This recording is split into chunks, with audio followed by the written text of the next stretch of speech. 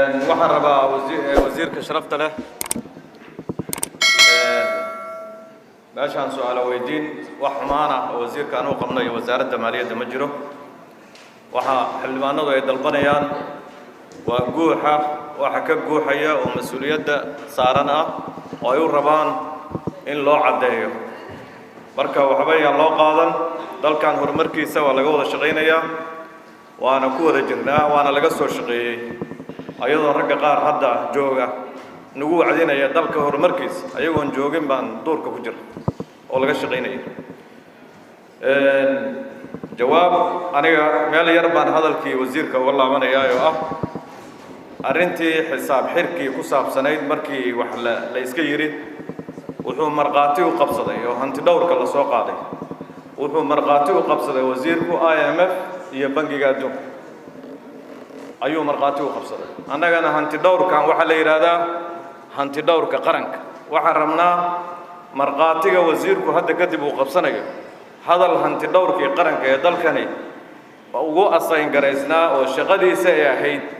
inuu xisaabaadka qaranka si madax bannaan u dul istaago ummadana u soo bandhigo asagoo madax bannaani dareemaya warkii uu soo sheegay wasiirku wuxuu uga jawaabay IMF iyo bangiga adduunka noo marqaati kacay inaan waxaas nahay halka kalena senatarkii hadda hadlaya marqaati hadday noqoto Soomaaliya dalka ugu musuqmaasuqa badan inay tahay ay salkaan galnay haddana dhanka kalena marka waxaan rabnaa inaad wasiir iyo wasaaradda sharafta leh inay dalkan hanti dhowrkeeda ixtiraamto wuxuu soo sheegay hadday jawaab ka bixinaysana aysan nala aadin IMF annaga accountable nooma ahan bangiga adduunkana iyo IMF-na waan ognahay dawladaha dhaqaalaha soo koraya siday dhaqaalahooda u dilaan oo dhulka ula degaan intaasoo warbixinood baa adduunka laga diyaariyay dawladaha deficit-keena ayagu ku ridaan oo dhibaatada ugu badan oo dhaqaale ayagu u geystaan hadda ayaga maanta marqaati lagu soo qabsato hanti dhowrkii wuxuu sheegana aad wax kale ka soo qaaday taas runtii ayaan daray noo noqonaysaa private sector-kii oo aad ku dhawaajisay oo shaqaaleynta waa sax dalkan Soomaaliya 5,000 iyo 20,000 iyo 40,000 oo qof dad intaasoo malyana intaasoo kun oo malyana ma shaqaaleyn karaan dawladdu ma wada shaqaaleyn karto laakiin waxaan ku ogahay jidkan Makal Mukarrama maqaayad ku taalay oo nin lahaa in oo 20 qofood ay ka shaqeynayso in hadda 3 qofood ay ka shaqeyso oo meel ay soo maraan ay waayeen dadkaasi xanibaadaha lagu sameeyay iyo ciidamada dawladda bac ka siida la yiraahdo dhibaatada ay u geysanayaan dadkii waxaad leedahay private waxa kacday intaasoo dukaan waxa kacday hoteelka Makal Mukarrama hoteelkii saxafi la dhigi jiray qaraxyadii kadib dukaamaha loo bedelay hadeertaan halkaas shaqaalihii private-ka ahaana ay marayaan oo dadkii aysan shaqaysan karin oo xataa wasaaradda maaliyadda aan garanayn ay taqaano askari canshuur aruurinaya oo qori haysto dadka toorjar garaynaya mooyaane aysan dhahayn dadka iyadoo u naxaysa aysan dhahayn war dadkan si ay private u shaqaystaan ganacsada waa ogtiin dhibaatada ka soo gaartay war dadka loo naxariisto xitaa ma lahayn wasiirku wuxuu loo leeyahay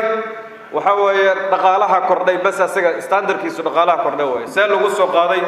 dadkii laga soo qaaday sidee ku sugan yihiin xaaladii ku sugan yihiin waxa soo dhan waxba laga sheegi maayo marka la qabtana waxa weeye IMF iyo bangiga adduunka way marqaatigeed annagu IMF iyo bangiga adduunka wali ma aragba ayagoo hor taagan oo aan xataa waxaan dhahayaa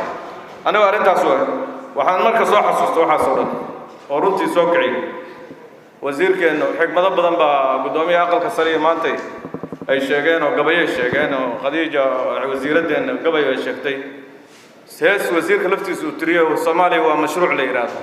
ayaa jiray wallahi hadday mashruuc tahay wasiir marka tirinaysiin mashruuc ahayn Soomaaliya hadday mashruuc tahay mashruuceedina IMF iyo bangiga adduunka hoos geysay adiga heesta noo tiriyay lafteedii waa maaragtay meeshaas nala aaday wasiiro ilaahay ka cabso waad shaqeynaysaa waad dadaalaysaa laakiin xaqiiqda waxaan rabnaa ku saabsan waxyaalihii aad tiri baarlamaanka waa hor imaanaya oo geesinimadaas waa dhiirigelinaynaa laakiin dhanka kale annagu hanti dhowrka arrintiisu waxay noo tahay dalkan buu mas'uul ka yahay IMF iyo naga daawo World Bank fadlan waa maasantahay